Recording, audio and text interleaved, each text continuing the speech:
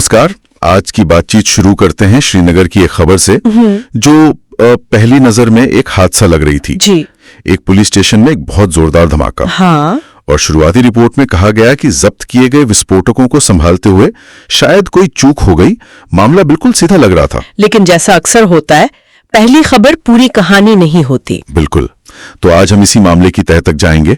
ये सिर्फ श्रीनगर का एक धमाका नहीं है, इसके तार सीधे दिल्ली ब्लास्ट से जुड़ते हैं और एक नए और बहुत ही खतरनाक आतंकवादी मॉड्यूल का भी खुलासा करते हैं। चलिए इस उलझे हुए मामले की परतें खोलते हैं। तो सबसे पहले हुआ क्या था? श्रीनगर का नौगाम पुलिस स्टेशन। हाँ, स्टेशन के कंपाउंड में ही एक जोरदार ब्लास्ट हुआ। खबर आई कि 9 लोगों की मौत हो गई और करीब करीब 25 से 30 लोग घायल थे। मंजर काफी भयानक रहा होगा। आसपास की इमारतों को भी काफी नुकसान पहुंचा था। और शुरुआती रिपोर्ट्स में क्या कहा गया? वजह क्या बताई गई? वजह ये थी कि पुलिस और फोरेंसिक की टीम वो फरीदाबाद से जब्त किया हुआ कुछ अमोनियम नाइट्रेट था, उसकी जांच कर रही थी। अच्छा, और उसी दौरान ये धमाका हो गया? जी।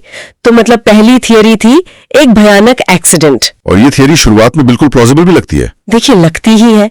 जब भी सुरक्षा बल इतनी बड़ी मात्रा में विस्फोटक जब्त करते हैं तो उन्हें संभालना एक बहुत ही जोखिम भरा काम होता है। जरा सी भी चूक बहुत भारी पड़ सकती है। बिल्कुल। तो जब ये खबर आई तो सबको यही लगा कि ये एक दुखद हादसा है, शायद प्रोसीजर में कोई गलती हो गई होगी। एजेंसियां भी पहले इसी एंगल से देख रही थीं। तो मतलब एक ओपन एंड शट केस जैसा लग रहा था, एक ट्रैजिक एक्सीडेंट। लेकिन फिर कहानी में एक बड़ा मोड़ आया। हाँ, कुछ ही घंटों में कहानी पूरी तरह से पलट गई जब जैश मोहम्मद से जुड़े एक प्रॉक्सी संगठन PAFF ने इस धमाके की जिम्मेदारी ले ली। PAFF यानी पीपल्स एंटी फासिस्ट फ्रंट। जी, ये नए नए नाम अक्सर सुरक्षा एजेंसियों को कंफ्यूज करने के लिए ही इस्तेमाल किए जाते हैं, ताकि जो मुख्य संगठन है उस पर सीधा ध्यान न जाए। तो एक तरफ तो ये दावा आ गया जिसने मामले को एक्सीडेंट से सीधा हमला बना दिया। पर बात यहीं खत्म नहीं हुई। नहीं, सुरक्षा एजेंसियों को एक और शक था जो शायद इससे भी ज्यादा खतरनाक था। हाँ, और वो शक ये था कि क्या ये सिर्फ अमोनियम नाइट्रेट का धमाका था या फिर पुलिस स्टेशन के कंपाउंड में खड़ी किसी कार में पहले से IED भी प्लांट किया गया था। IED, इम्प्रोवाइज्ड एक्सप्लोसिव डिवाइस, जिसे हम आम भाषा में एक हाथ से बनाया गया बम कह सकते हैं। अगर ये सच है तो इसका मतलब है कि ये 2 अलग अलग घटनाएं थी जो एक ही समय पर हुई। बिल्कुल। एक तरफ शायद वो जब्त किया गया विस्फोटक फटा और दूसरी तरफ एक सुनियोजित हमला हुआ। ये तो पूरे मामले को और भी ज्यादा उलझा देता है। आने की फिराक में था। ये एक सोची समझी साजिश थी। हो सकता है उन्होंने इसी मौके को चुना हो जब सब लोग उस अमोनियम नाइट्रेट की जांच में व्यस्त थे। सही कहा, ताकि ज्यादा से ज्यादा भ्रम फैले और नुकसान भी ज्यादा हो। एक आकस्मिक घटना को एक जटिल पहले से प्लान किए गए हमले में बदल दिया गया। तो एक तरफ पाफ की जिम्मेदारी, दूसरी तरफ IED का शक। मामला पहले ही बहुत उलझ चुका था, लेकिन इसके तार तो और भी दूर तक जा रहे थे, हजारों किलोमीटर दूर, दिल्ली तक। हाँ, जांच में पता चला कि नौगांव में जो विस्फोटक फटा था वो उसी खेप का हिस्सा था जिसे कुछ समय पहले फरीदाबाद में एक मॉड्यूल से जब्त किया गया था। और वो फरीदाबाद वाला मॉड्यूल वो सीधे तौर पर दिल्ली में लाल किले के पास हुए कार ब्लास्ट से जुड़ा था। अब ये सिर्फ एक संयोग तो नहीं हो सकता था। नहीं, बिल्कुल नहीं। ये साफ था कि एक ही नेटवर्क कश्मीर और दिल्ली दोनों जगह ऑपरेट कर रहा है। और यहीं से उस नए और खतरनाक मॉड्यूल का नाम सामने आया, डॉक्टर मॉड्यूल। जी, डॉक्टर मॉड्यूल। ये नाम ही अपने आप में थोड़ा अजीब है ना? किसी आतंकी गिरोह के लिए डॉक्टर जैसा नाम। असल में ये नाम ही अपने आप में बहुत कुछ कहता है। ये कोई साधारण गिरोह नहीं है। डॉक्टर शब्द एक तरह की विशेषज्ञता की ओर इशारा करता है, एक सोची समझी प्लानिंग। हाँ, और शायद एक अलग सामाजिक पृष्ठभूमि भी। ये नाम इस मॉड्यूल को एक इंटेलेक्चुअल या बौद्धिक बढ़त देने की कोशिश जैसा लगता है। ये सिर्फ बंदूक चलाने वाले लोग नहीं हैं, ये प्लान बनाने वाले लोग हैं। और जब पुलिस ने इस डॉक्टर मॉड्यूल पर कार्रवाई शुरू की तो जो बातें सामने आई वो और भी हैरान करने वाली थी। अब तक 15 लोगों को गिरफ्तार किया जा चुका है और 200 से ज्यादा जगहों पर छापे मारे जा रहे हैं। और सबसे दिलचस्प बात यह है कि ये छापे सिर्फ दूर दराज के गांवों में नहीं बल्कि कई पॉश और कुलीन इलाकों में भी पड़े हैं। यही इस मामले का सबसे ज्यादा चिंताजनक पहलू है।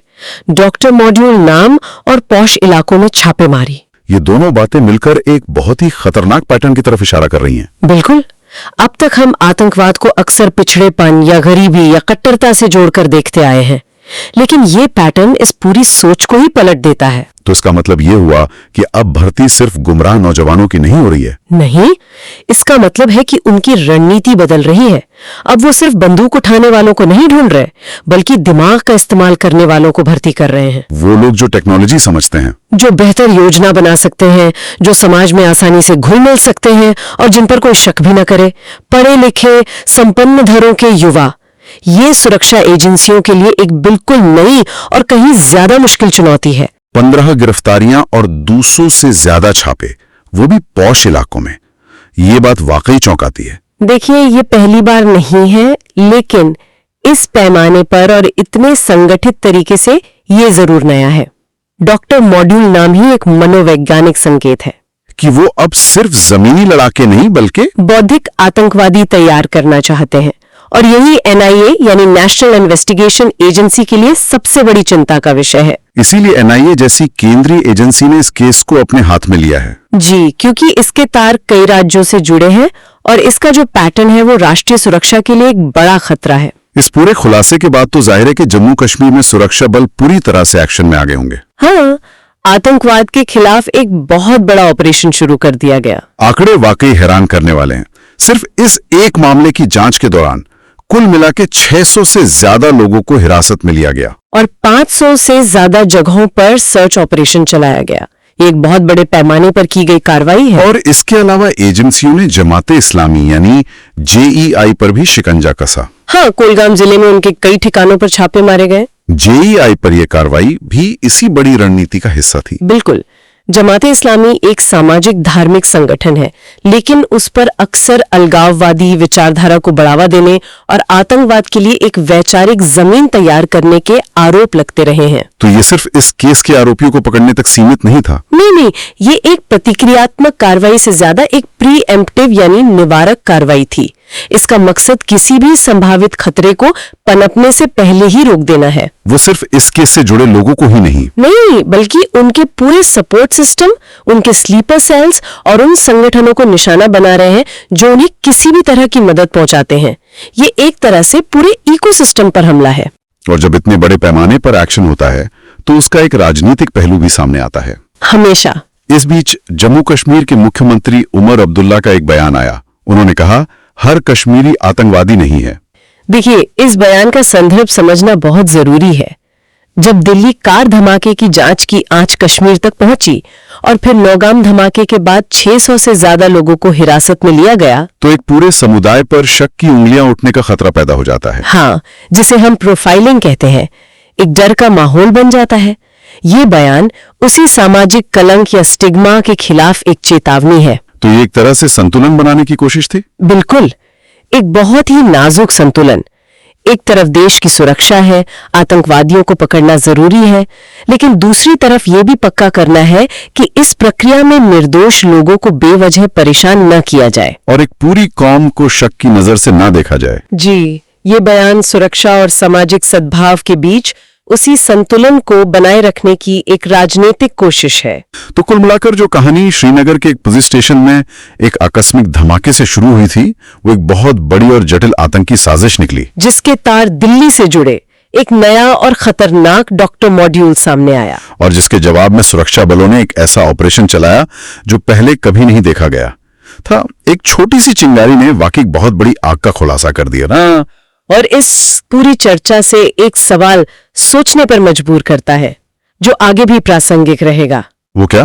स्रोतों में डॉक्टर मॉड्यूल और कुलीन इलाकों में छापेमारी का जिक्र बार बार हुआ है। ये आतंकवाद में भर्ती के बदलते तरीकों की ओर बहुत साफ इशारा करता है। सही कहा। तो सुनने वालों के लिए सोचने वाली बात यह है कि आतंकवादी संगठनों की भर्ती करने की रणनीतियां कैसे बदल रही हैं, और जब पढ़े लिखे संपन्न पृष्ठभूमि के युवा इसमें शामिल होते हैं तो ये सुरक्षा एजेंसियों के लिए किस तरह की नई और कई अधिक जटिल चुनौतियां खड़ी करता है। क्योंकि अब दुश्मन सिर्फ वो नहीं है जो सरहद पार से आता है, बल्कि वो भी हो सकता है जो आपके बीच, आपके समाज के सबसे पढ़े लिखे तबके में छिपा बैठा हो।